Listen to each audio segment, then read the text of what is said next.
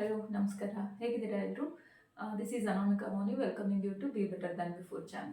ಈಗ ಆಲ್ರೆಡಿ ನೋಡಿದಿರ weight gain ಆಗೋದಕ್ಕೆ ಏನೇನು ಕಾರಣಗಳಿದೆ ಅಂತ ಹೇಳಿ ನಾನು ಆಲ್ರೆಡಿ ವಿಡಿಯೋದಲ್ಲಿ ಅಪ್ಲೋಡ್ ಮಾಡಿದ್ದೀನಿ. ನಿಮ್ಗೆ ಯಾರಾದರೂ ನೋಡಿಲ್ಲ ಅಂತಂದರೆ ಡಿಸ್ಕ್ರಿಪ್ಷನಲ್ಲಿ ಕೊಟ್ಟಿರ್ತೀನಿ, ಹೋಗಿ ನೋಡ್ಕೊಂಡು ಬನ್ನಿ. ಅದರಲ್ಲಿ ಫಸ್ಟ್ 2 ರೀಸನ್ಸ್ಗೆ ಅಂದರೆ ಅತಿಯಾಗಿ ತಿನ್ನೋದು ಮತ್ತು ಸೆಡೆಂಟರಿ ಲೈಫ್ ಸ್ಟೈಲ್ ಏನಿದೆ ಅದರಿಂದ ಹೊರಗೆ ಬರೋದಕ್ಕೆ ಏನೇನು ಮಾಡಬೇಕು ಅನ್ನೋದನ್ನು ಕೂಡ ನಾನು ವಿಡಿಯೋದಲ್ಲಿ ಅಪ್ಲೋಡ್ ಮಾಡಿದ್ದೀನಿ. ಪ್ರೀವಿಯಸ್ ವಿಡಿಯೋಸಲ್ಲಿ ಇದೆ, ಅದನ್ನು ಡಿಸ್ಕ್ರಿಪ್ಷನಲ್ಲಿ ಕೊಟ್ಟಿರ್ತೀನಿ, ಹೋಗಿ ನೋಡ್ಕೊಂಡು ಬನ್ನಿ ನೋಡಿಲ್ಲ ಅಂದರೆ. ಇವತ್ತು ನಾನು ಹೇಳ್ತಾ ಇರೋದು ಉಳಿದಿರೋ 4 ರೀಸನ್. ಏನೇನು? ಜೆನೆಟಿಕ್ಸು, ಹಾರ್ಮೋನ್ ಇಂಬ್ಯಾಲೆನ್ಸು, ಜೊತೆಗೆ ಸೈಕಲಾಜಿಕಲ್ ಆ್ಯಂಡ್ ಎಮೋಷನಲ್ ಫ್ಯಾಕ್ಟರು, ಮತ್ತು ಮೆಡಿಕೇಶನ್ಸಿಂದ. ಜೆನೆಟಿಕ್ಸಿಂದ ಅದಕ್ಕೆ ನಾವು ಏನು ಅಂದರೆ ಜೆನೆಟಿಕ್ಸ್ನ ನಾವೇನು ಚೇಂಜ್ ಮಾಡೋದಕ್ಕೆ ಆಗೋದಿಲ್ಲ. ಯಾಕಂದರೆ ನಮ್ಮ ಪೂರ್ವಜರಿಂದ ಅಥವಾ ನಮ್ಮ ತಂದೆ ತಾಯಿ, ನಮ್ಮ ಅಜ್ಜಿ ತಾತ, ಅವ್ರ ಅಜ್ಜಿ ತಾತ, ಅವರು ಹಿಂದಿನ ಜನ್ರೇಷನಿಂದ ನಮಗೆ ಬಂದಿರುತ್ತೆ, ಅದನ್ನೇನು ಚೇಂಜ್ ಮಾಡೋಕ್ಕಾಗಲ್ಲ. ಬಟ್ ಆ ರೀತಿ ವೆಯ್ಟ್ ಗೇನ್ ಆಗೋದನ್ನು ಕೂಡ ನಾವು ಸ್ವಲ್ಪ ಮಟ್ಟಿಗೆ ಎಲ್ಲ ರೀತಿಯಲ್ಲೂ ಪ್ರಯತ್ನ ಪಟ್ಟರೆ ಅದನ್ನು ಕೂಡ ನಾವು ಸರಿ ಮಾಡ್ಕೊಳ್ಬೋದು. ಅದೇನೇನು ಅಂತ ಆಮೇಲೆ ನೋಡೋಣ. ಇನ್ನು 4th ರೀಸನ್ ಬಂದ್ಬಿಟ್ಟು ಹಾರ್ಮೋನ್ ಇಂಬ್ಯಾಲೆನ್ಸ್ ಅಂತ ಹೇಳಿ. ನಮ್ಮ ದೇಹದಲ್ಲಿ ಯಾವ್ಯಾವ ಹಾರ್ಮೋನು ಎಷ್ಟೆಷ್ಟು ಸೆಕ್ರೇಟ್ ಆಗಬೇಕು, ನಮ್ಮ ದೇಹದ ಚಟುವಟಿಕೆಗಳೆಲ್ಲ ನಡೀಲಿಕ್ಕೆ, ಕರೆಕ್ಟಾಗಿ ನಡೀಲಿಕ್ಕೆ ಅಷ್ಟೇ ಹಾರ್ಮೋನು ಸೆಕ್ರೇಟ್ ಆಗಬೇಕು. ಆದರೆ ಅದಕ್ಕಿಂತ ಜಾಸ್ತಿ ಆಗೋದು ಅಥವಾ ಅದ್ರ ಕಡಿಮೆ ಆಗೋದ್ರಿಂದ ನಮಗೆ ತೂಕ ಹೆಚ್ಚು ಕಡಿಮೆ ಆಗುತ್ತೆ. Example hypothyroidism. ನಮ್ಗೆ ದೇಹದಲ್ಲಿ ಥೈರಾಯ್ಡ್ ಹಾರ್ಮೋನ್ ಏನು ಸೆಕ್ರೇಟ್ ಆಗಬೇಕು ಅದೇನಾದ್ರು ಕಡಿಮೆ ಆಯಿತು ಅಂತ ಅಂದರೆ ನಮ್ಮ ದೇಹದ ತೂಕ ಜಾಸ್ತಿ ಆಗುತ್ತೆ. ಇನ್ನೊಂದು ಎಕ್ಸಾಂಪಲ್ ಅಂತಂದರೆ PCOS ಅಥವಾ PCOD ಅಂತ ಕರಿತೀವಿ, ಪಾಲಿಸಿಸ್ಟಿಕ್ ಓವೇರಿಯನ್ ಸಿಂಡ್ರೋಮ್ ಅಥವಾ ಡಿಸಾರ್ಡರ್ ಅಥವಾ ಡಿಸೀಸ್ ಅಂತ ಹೇಳಿ. ಅದು ಕೂಡ ಅಷ್ಟೇ, ಅದರಿಂದನೂ ಕೂಡ ವೆಯ್ಟ್ ಗೇನ್ ಆಗೋ ಚಾನ್ಸಸ್ ಇರುತ್ತೆ. ಈ ಥರ ಬೇರೆ ಬೇರೆ ಕಾರಣಗಳು ಇದೆ. ಆದರೆ ಇದು ಎಕ್ಸಾಂಪಲ್ ನಾನು 2 ಕೊಟ್ಟೆ ಅಷ್ಟೇ. ಇದ್ರ ಜೊತೆಗೆ ಇನ್ನು ಒಂದಂದರೆ ಸೈಕಲಾಜಿಕಲ್ ಮತ್ತು ಎಮೋಷ್ನಲ್ ಕಾರಣಗಳು ಅಂತ ಹೇಳಿ. ಡಿಪ್ರೆಷನ್ ಇದ್ದರೆ ಅಥವಾ ನಮಗೇನಾದ್ರು ತುಂಬ ಸ್ಟ್ರೆಸ್ ಇದ್ದರೆ ಅಥವಾ ನಿದ್ದೆ ಸರಿ ಮಾಡಿಲ್ಲ ಅಂತಂದರೆ ಆ ಕಾರಣಗಳು. ಜೊತೆಗೆ ನಾನು ಏನು ಹೇಳಿದೆ, ಹಾರ್ಮೋನಲ್ ಇಂಬ್ಯಾಲೆನ್ಸು ಮತ್ತು ಈ ಸೈಕಲಾಜಿಕಲ್ ಕಾರಣ. ಇದಕ್ಕೇನಾದರೂ ನಾವು ಟ್ರೀಟ್ಮೆಂಟ್ ತೊಗೊಳ್ತಾ ಇದ್ದರೆ, ಹಾರ್ಮೋನ್ ಇಂಬ್ಯಾಲೆನ್ಸ್ ನಾನು ಹೈಪೋಥೈರಾಯ್ಡಿಸಮ್ ಅಂತ ಹೇಳಿದೆ, ಹೈಪರ್ ಥೈರಾಯ್ಡಿಸಮಿಗೆ ನಾವೇನಾದ್ರು ಟ್ರೀಟ್ಮೆಂಟ್ ತೊಗೊಳ್ತಾ ಇದ್ದರೆ, ಡಿಪ್ರೆಷನ್ನಿಗೆ ಏನಾದರೂ ನಾವು ಟ್ರೀಟ್ಮೆಂಟ್ ತೊಗೊಳ್ತಾ ಇದ್ದರೆ, ಆ ಥರದ್ದೆಲ್ಲ ಮೆಡಿಕೇಶನ್ಗಳಿಂದನೂ ಕೂಡ ತೂಕ ಜಾಸ್ತಿ ಆಗುವಂಥ ಚಾನ್ಸಸ್ ಇರುತ್ತೆ.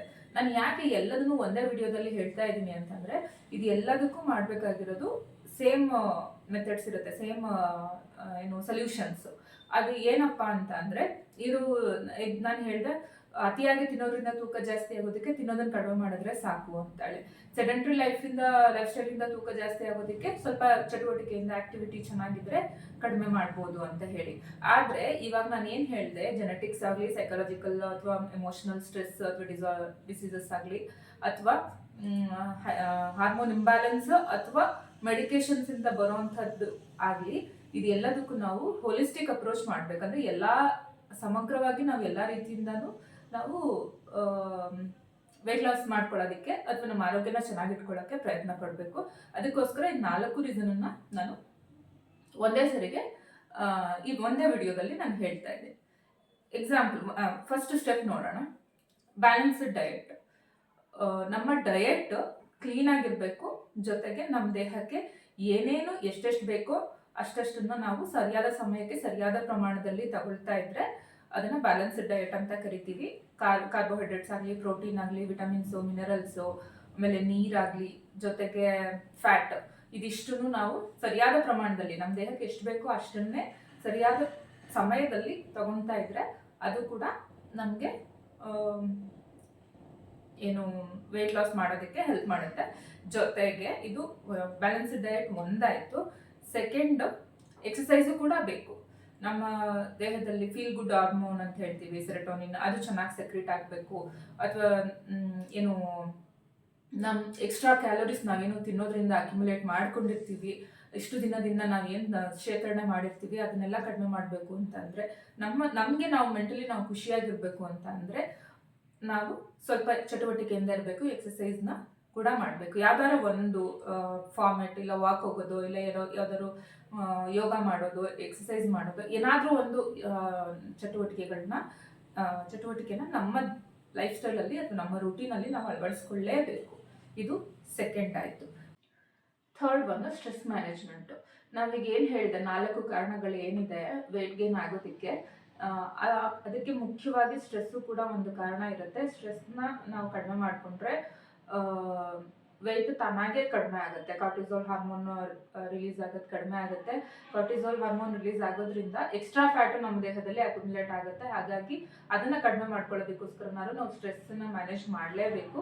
ಸ್ಟ್ರೆಸ್ ಮ್ಯಾನೇಜ್ಮೆಂಟ್ ಹೇಗೆ ಮಾಡಬೇಕು ಅಂತ ಅಂದರೆ, ಯೋಗ ಮಾಡೋದು, ಡೀಪ್ ಬ್ರೀತಿಂಗ್ ಮಾಡೋದು, ನಿಧಾನವಾಗಿ ಉಸಿರಾಡುವಂಥದ್ದು, ದೀರ್ಘವಾಗಿ ಉಸಿರಾಡುವಂಥದ್ದು, ಪ್ರಾಣಾಯಾಮ ಮಾಡುವಂಥದ್ದು, ಯೋಗ ಮಾಡುವಂಥದ್ದು, ಜೊತೆಗೆ ಮೆಡಿಟೇಷನ್ ಮಾಡುವಂಥದ್ದು, ಅಥವಾ ಜರ್ನಲಿಂಗ್ ಮಾಡುವಂಥದ್ದು. ಜರ್ನಲಿಂಗ್ ಅಂತ ಅಂದರೆ ನಮ್ಮ ತಲೆಯಲ್ಲಿ ಏನೇನು ಥಾಟ್ಸ್ ಇರುತ್ತೆ, ನೆಗೆಟಿವ್ ಆಗಲಿ ಪಾಸಿಟಿವ್ ಆಗಲಿ, ಒಂದು ಕಡೆ ಬರೆದಿಡುವಂಥದ್ದು. ಇದನ್ನೆಲ್ಲ ನಾವು ಮಾಡೋದ್ರಿಂದ ಸ್ಟ್ರೆಸ್ಸನ್ನು ಸ್ವಲ್ಪ ಕಂಟ್ರೋಲ್ ಮಾಡ್ಕೋಬೋದು, ಮ್ಯಾನೇಜ್ ಮಾಡ್ಕೊಳ್ಬೋದು. ಇನ್ನು ನೆಕ್ಸ್ಟ್ 4th ಒನ್, ನಿದ್ದೆ ಚೆನ್ನಾಗಾಗಬೇಕು. ನಮ್ಮ ದೇಹಕ್ಕೆ ಊಟ ನೀರು ಹೇಗೆ ಅವಶ್ಯಕತೆ ಇದೆಯೋ ನಿದ್ದೆನೂ ಕೂಡ ಒಂದು ಅವಶ್ಯಕತೆನೇ, ಅಗತ್ಯನೇ. ಆ ನಿದ್ದೆ ನಮ್ಮ 7 to 9 hours ಅಂತ ಹೇಳ್ತಾರೆ ಆವ್ರೇಜು. ಅಷ್ಟು ನಿದ್ದೆ ನಾವು ಕಂಪಲ್ಸರಿ ಮಾಡಲೇಬೇಕು. ಅದು ಯಾವಾಗ ಕಂಟಿನ್ಯೂಸ್, ಮಧ್ಯಾಹ್ನ 2 ಗಂಟೆ, ಸಂಜೆ ರಾತ್ರಿ 5 ಗಂಟೆ ಮಾಡಿದೆ ಅನ್ನೋ ಥರ ಅಲ್ಲ. ರಾತ್ರಿ ಕಂಟಿನ್ಯೂಸ್ 7 ರಿಂದ 9 ಗಂಟೆ ನಿದ್ದೆ ಖಂಡಿತ ಬೇಕೇ ಬೇಕು. ನಾವು ನಿದ್ದೆ ಅಂತ ಅಂದರೆ ನಿದ್ದೆ ಮಾಡದೇ ಇದ್ರೆ ಪರವಾಗಿಲ್ಲ, ಅದೇನು ಅವಶ್ಯಕತೆ ಇಲ್ಲ, ಅಥವಾ ಬೇರೆ ಕೆಲಸಗಳಿರುತ್ತೆ ಅದು ಇದು ಅಂತ ಅಂದ್ಕೊಳ್ಬೋದು. ಆದರೆ ಸ್ಟ್ರೆಸ್ಸಿಗಾಗಲಿ ಅಥವಾ ಇನ್ನು ತೂಕ ಜಾಸ್ತಿ ಆಗೋದಕ್ಕಾಗಲಿ ನಿದ್ದೆಯಿಂದನೂ ಕೂಡ, ಅಥವಾ ಎಮೋಷನಲ್ ಸೈಕಲಾಜಿಕಲ್ ಫ್ಯಾಕ್ಟರ್ಸ್ಗೆ ಕೂಡ ನಿದ್ದೆಯಿಂದ ತುಂಬಾ ಎಫೆಕ್ಟ್ ಆಗುತ್ತೆ. ಹಾಗಾಗಿ ದಯಮಾಡಿ ನಿದ್ದೆನೂ ಕೂಡ ಪ್ರಯಾರಿಟೈಸ್ ಮಾಡಲೇಬೇಕು. ನೀವು ಒಂದು ಇಲ್ಲ ಊಟ ಸರಿ ಮಾಡ್ಕೊಂಡ್ರಿ, ನೀರು ಸರಿ ಮಾಡ್ಕೊಂಡ್ರಿ, ಅಥವಾ ಸ್ಟ್ರೆಸ್ ಮ್ಯಾನೇಜ್ ಮಾಡಿದ್ರಿ ಅಂತಂದರೆ, ನಿದ್ದೆ ಒಂದು ಸರಿ ಹೋಗಿಲ್ಲ ಅಂತಂದರೆ ಇದು ಯಾವುದೂ ಉಪಯೋಗ ಆಗೋದಿಲ್ಲ. ಹಾಗಾಗಿ ದಯಮಾಡಿ ನಿದ್ದೆನೂ ಕೂಡ ಪ್ರಯಾರಿಟೈಸ್ ಮಾಡಿ. ಹೇಗೆ ನಾವು ಬ್ಯಾಲೆನ್ಸ್ ಡಯಟ್ ಇಂಪಾರ್ಟೆಂಟ್ ಅಂತ ಮಾಡ್ತೀವೋ, ನೀರು ಕುಡಿಯೋದು ಹೇಗೆ ಇಂಪಾರ್ಟೆಂಟ್ ಅಂತ ಮಾಡ್ತೀವೋ, ಅದೇ ಥರನೇ ನಿದ್ದೆನೂ ಕೂಡ ಪ್ರಯಾರಿಟೈಸ್ ಮಾಡಿಕೊಂಡು ಕಂಪಲ್ಸರಿ 7 to 9 hours ನಿದ್ದೆ ಮಾಡಲೇಬೇಕು. ಇದು ತುಂಬ ಅಂದರೆ ತುಂಬಾ ಇಂಪಾರ್ಟೆಂಟ್ ಫ್ಯಾಕ್ಟರ್. ಈ 4 ಕಾರಣಗಳಿಂದ ಏನು ತೂಕ ಜಾಸ್ತಿ ಆಗುತ್ತೆ, ಅದಕ್ಕೆ ಈ 4 ಸ್ಟೆಪ್ ಮಾಡೋದ್ರಿಂದ ಮಾತ್ರನೇ, ಎಲ್ಲ ಕಡೆಯಿಂದನೂ ಹೋಲಿಸ್ಟಿಕ್ ಅಪ್ರೋಚ್ ಮಾಡೋದ್ರಿಂದ ಮಾತ್ರನೇ ನಾವು ವೆಯ್ಟ್ನ ಮ್ಯಾನೇಜ್ ಮಾಡ್ಬೋದು, ಅಥವಾ ಕಡಿಮೆ ಮಾಡ್ಬೋದು, ಅಥವಾ ಚೆನ್ನಾಗಿಟ್ಕೊಳ್ಬೋದು. ಇಲ್ಲ ಅಂತ ಅಂದರೆ, ಇದರಲ್ಲಿ ಯಾವುದು ಸರಿ ಹೋಗಿಲ್ಲ ಅಂತ ಅಂದ್ರೂ ಇದು ಹಾರ್ಮೋನ್ ಇಂಬ್ಯಾಲೆನ್ಸಿಂದಾಗಲಿ, ಅಥವಾ ಸೈಕಾಲಜಿಕಲ್ ಆಗಲಿ, ಅಥವಾ ಮೆಡಿಕೇಷನಿಂದಾಗಲಿ. ಮೆಡಿಕೇಷನ್ ಅಂದರೆ ಬೇಸಿಕ್ಲಿ ಅದಕ್ಕೆ ಹಾರ್ಮೋನ್ ಇಂಬ್ಯಾಲೆನ್ಸಿಂದಾನೇ ಮೆಡಿಕೇಷನ್ ತಗೊಳ್ಳೋದು. ಹಾಗಾಗಿ ಇದೆಲ್ಲದಕ್ಕೂ, ಮತ್ತು ಜೆನೆಟಿಕ್ಸ್ಗೂ ಕೂಡ ನಾವು ಜೆನೆಟಿಕ್ಸಿಗೆ ತುಂಬಾ ಕಷ್ಟಪಟ್ಟು ಇದೆಲ್ಲದನ್ನು ಫಾಲೋ ಮಾಡೋದ್ರಿಂದ ಮಾತ್ರನೇ ನಾವು ತೂಕ ಕಡಿಮೆ ಮಾಡ್ಕೊಳಕ್ಕಾಗೋದು. ಯಾರೋ ಏನೋ ಹೇಳಿದ್ರು ಅಂತ ಹೇಳಿ ಯಾವುದೋ ಒಂದು ಅಪ್ರೋಚ್ ಮಾಡೋದು, ಅಥವಾ ಏನೋ ಒಂದು ಮೆಡಿಸಿನ್ ತೊಗೊಂಡು ಕಡಿಮೆ ಮಾಡೋದು, ಇದು ಖಂಡಿತ ಒಳ್ಳೇದಲ್ಲ. ಜೊತೆಗೆ ಇದನ್ನು ನಾವು ಲೈಫ್ ಲಾಂಗ್ ಮಾಡೋದಕ್ಕಾಗೋದಿಲ್ಲ.